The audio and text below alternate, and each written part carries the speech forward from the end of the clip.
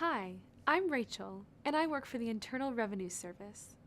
If you have medical or dental expenses, you may be able to deduct some of them on your tax return. Keep in mind you'll need to itemize your deductions in order to do this.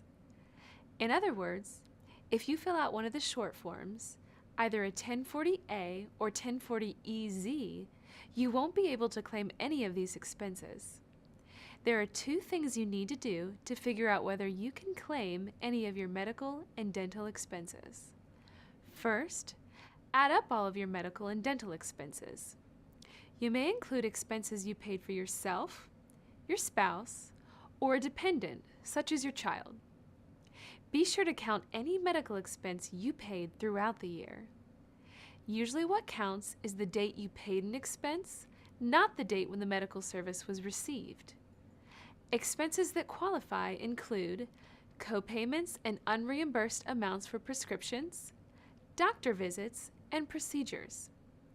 You can also include some insurance premiums, medical supplies, medical-related mileage, and transportation costs.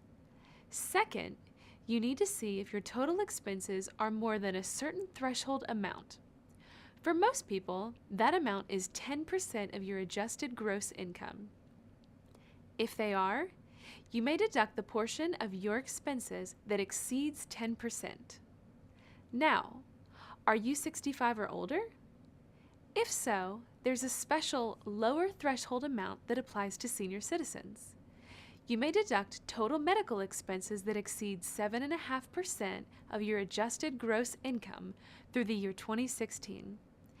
If you're married and only one of you is 65 or older, you may still deduct total medical expenses that exceed 7.5% of your income through 2016.